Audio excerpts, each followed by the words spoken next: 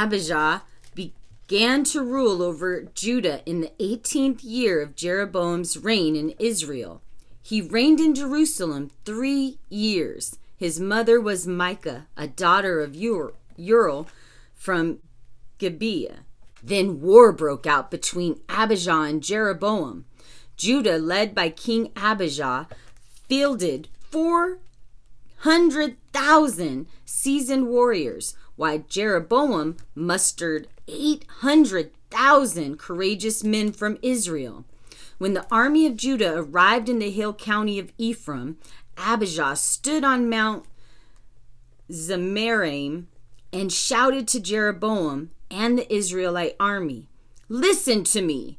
Don't you realize that the Lord, the God of Israel, made an unbreakable covenant with David, giving him and his descendants the throne of Israel forever?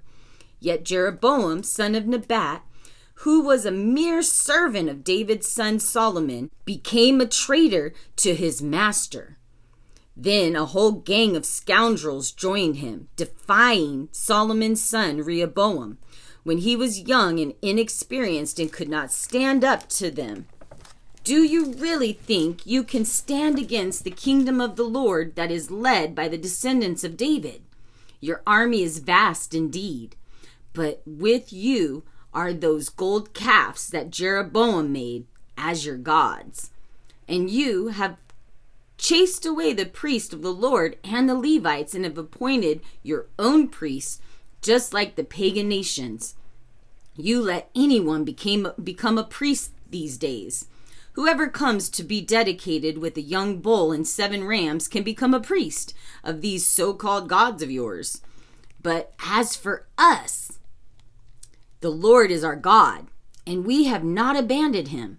Only the descendants of Aaron serve the Lord as priests, and the Levites alone may help them in their work. They present burnt offerings and fragrant incense to the Lord every morning and evening. They place the bread of the presence on the holy table, and they light the gold lampstands every evening. We are following the instructions of the Lord our God, but you have abandoned him. So you see, God is with us. He is our leader. His priests blow their trumpets and lead us into battle against you. O people of Israel, do not fight against the Lord, the God of your ancestors, for you will not succeed." Meanwhile, Jeroboam had secretly sent part of his army around behind the men of Judah to ambush them. When Judah realized that they were being attacked from the front and the rear, they cried out to the Lord for help. Then the priests blew the trumpets, and the men of Judah began to shout. At the sound of their battle cry, God defeated Jeroboam and the Israelite army and routed them before Abijah and the army of Judah. The Israelite army fled from Judah, and God handed them over to Judah in defeat. Abijah and his army inflicted heavy losses on them. There were 500,000 casualties among Israel's finest troops that day. So Judah defeated Israel because they trusted in the Lord, the God of their ancestors. Abijah and his army pursued Jeroboam's troops and captured some of his towns, including Bethel, Jeshanah, and Ephron, along with their surrounding villages. So Jeroboam of Israel never regained his power during Abijah's lifetime, and finally the Lord struck him down and he died. By contrast, Abijah of Judah grew more and more powerful. He married 14 wives and had 22 sons and 16 daughters. The rest of the events of Abijah's reign, including his words and deeds, are recorded in the commentary of Iddo the prophet. When Abijah died, he was buried in the city of David. Then his son Asa became the next king. There was peace in the land for 10 years, for Asa did what was pleasing and good in the sight of the Lord his God. He removed the pagan altars and the shrines. He smashed the sacred pillars and cut down the Asher poles. He commanded the people of Judah to seek the Lord, the God of their ancestors, and to obey his law and his commands. Abijah also removed the pagan shrines as well as the incense altars from every one of Judah's towns. So Abijah's kingdom enjoyed a period of peace. During those peaceful years, he was able to build up the fortified cities throughout Judah. No one tried to make war against him at this time, for the Lord was giving him rest from his enemies. Abijah told the people of Judah, "Let us build towns and fortify them with walls, towers, gates, and bars. The land is ours because we sought the Lord our God, and he has given us rest from our enemies."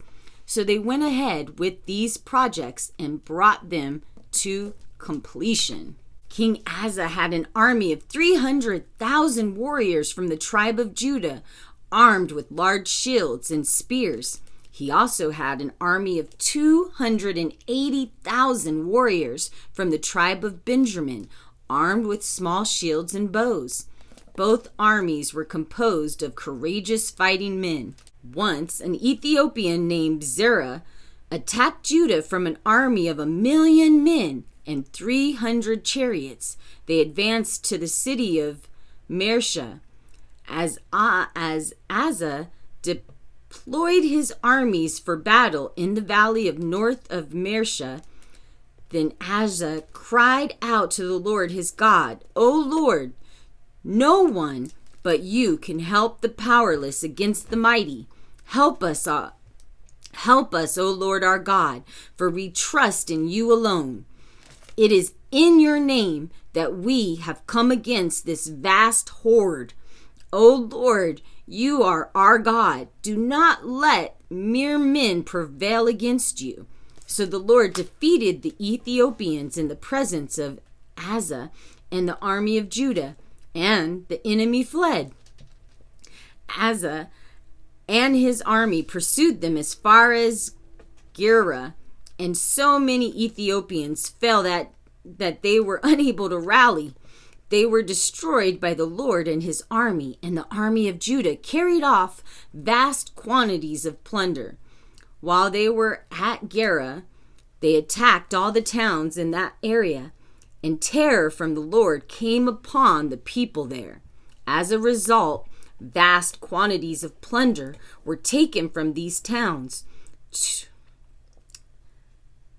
They also attacked the camps of herdsmen and captured many sheep and camels before finally returning to Jerusalem. Then the Spirit of God came upon Azariah, son of Obed, and he went out to meet King Asa as he was returning from the battle. "Listen to me, Asa," he shouted. "Listen, all you people of Judah and Benjamin. The Lord will stay with you as long as you stay with him. Whenever you seek him, you will find him. But if you abandon him, he will abandon you." For a long time, Israel was without the true God, without a priest to teach them, and without God's law. But whenever you were in distress and turned to the Lord, the God of Israel, and sought him out, you found him. During those dark times, it was not safe to travel. Problems troubled the nation on every hand. Nation fought against nation, and city against city. For God was troubling you with every kind of problem. And now, you men of Judah, be strong and courageous, for your work will be rewarded. When Asa heard this message from Azariah the prophet, he took courage and removed all the idols in the land of Judah and Benjamin, and in the towns he had captured in the hill county of Ephraim. And he repaired the altar of the Lord, which stood in front of the foyer of the Lord's temple. Then Asa called together all the people of Judah and Benjamin, along with the people of Ephraim, Manasseh, and Simon, who had settled among them. Many had moved to Judah during Asa's reign, when they saw that the Lord his God was with him. The people gathered at Jerusalem in late spring during the 15th year of Asa's reign. On that day, they sacrificed to the Lord some of the animals they had taken as plunder in the battle, 700 oxen and 7,000 sheep and goat. Then they entered into a covenant to seek the Lord, the God of their ancestors, with all their heart and soul. They agreed that anyone who refused to seek the Lord, the God of Israel, would be put to death, whether young or old, man or woman. They shouted out their oath of loyalty to the Lord with trumpets blaring and horns sounding. All were happy about this covenant, for they had entered into it with all their hearts.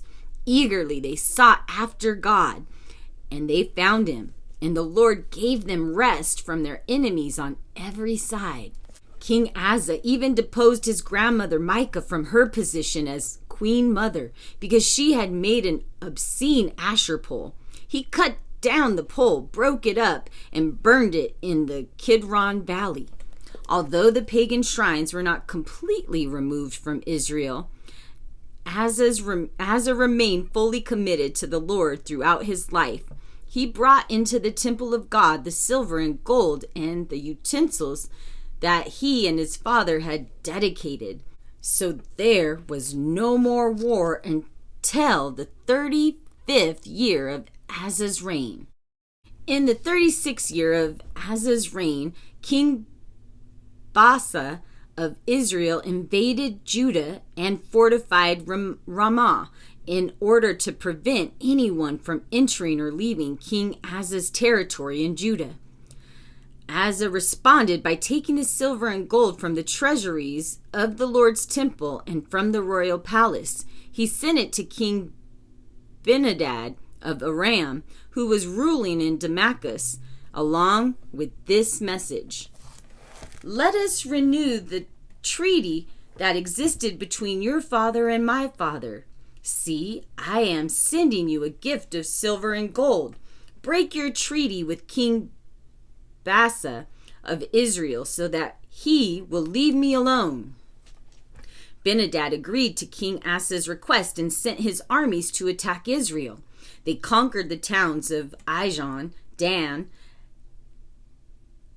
Abel-Beth-Makkah, and all the stone cities in Naphtali. As soon as Baasha of Israel heard what was happening, he abandoned his project of fortifying Ramah. Then King Asa called out all the men of Judah to carry away the building stones and timber that Baasa had been using to fortify Ramah. Asa used these materials to fortify the towns of Geba and Mizpah. At that time, Hanani, the seer, came to King Asa and told him, "Because you have put your trust in the king of Aram instead of in the Lord your God, you missed your chance to destroy the army of the king of Aram. Don't you remember what happened to the Ethiopians and Libanons and their vast armies with all of their chariots and horsemen? At that time you relied on the Lord, and he handed them all over to you. The eyes of the Lord search the whole earth in order to strengthen those whose hearts are fully committed to him. What a fool you have been! From now on you will be at war." Asa became so angry with Hanani for saying this that he threw him into prison. At that time, Asa also began to oppress some of his people. The rest of the events of Asa's reign, from beginning to end, are recorded in the book of the kings of Judah and Israel. In the 39th year of his reign, Asa developed a serious foot disease. Even when the disease became life-threatening, he did not seek the Lord's help, but sought help only from his physicians. So he died in the 41st year of his reign. He was buried in the tomb he had carved out for himself in the city of David. He was laid on a bed perfumed with sweet spices and anointments, and at his funeral the people built a huge fire in his honor. When Jehoshaphat, Asa's son became the next king, he strengthened Judah to stand against any attack from Israel. He stationed troops in all the fortified cities of Judah, and he assigned additional garrisons to the land of Judah and to the towns of Ephraim that his father Abijah had conquered. The Lord was with Jehoshaphat because he followed the example of his father's early years and did not worship the images of Baal. He sought his father's God and obeyed his commands instead of following the practices of the kingdom of Israel. So the Lord established Jehoshaphat's control over the kingdom of Judah. All the people of Judah brought gifts to Jehoshaphat, so he became very wealthy and highly esteemed. He was committed to the ways of the Lord. He knocked down the pagan shrines and destroyed the Asher poles. In the 3rd year of his reign, Jehoshaphat sent out his officials to teach in all the towns of Judah. These officials included Ben-Hail, Adiah, Zechariah, Nathaniel, and Micah. He sent Levites along with them, including Shemaiah, Netaniah, Zedediah, Ashel, Shemiramoth, Jonathan, Adoniah, Tobijah, and Adoniah. He also sent out the priest Elijah and Jeroram. They took copies of the book of the law of the Lord and traveled around through all the towns of Judah, teaching the people. Then the fear of the Lord fell over all the surrounding kingdoms, so that none of them declared war on Jehoshaphat. Some of the Philistines brought him gifts and silver as tribute, and the Arabs brought 7,700 rams and 7,700 male goats. So Jehoshaphat became more and more powerful and built fortresses and stored cities throughout Judah. He stored numerous supplies in Judah's towns and stationed an army of seasoned troops at Jerusalem. His army was enrolled according to ancestral clans. From Judah, there was 300,000 troops organized in units of 1,000 under the command of Adnah. Next in command was Jerahan, who commanded 280,000 troops. Next was Amashai, son of Zichri, who volunteered for the Lord's service with 200,000 troops under his command. From Benjamin, there were 200,000 troops equipped with bows and shields. They were under the command of Eliada, a veteran soldier. Next in command was Jehozabad, who commanded 180,000 armed men. These were the troops stationed in Jerusalem to serve the king, besides those Jehoshaphat stationed in the fortified cities without Judah. And that is the end of 17. Next, we'll be moving into 2 Chronicles 18 through 28. I hope you have a blessed day, and I got to get my hair fixed. Have a good day. Bye, guys. Peace.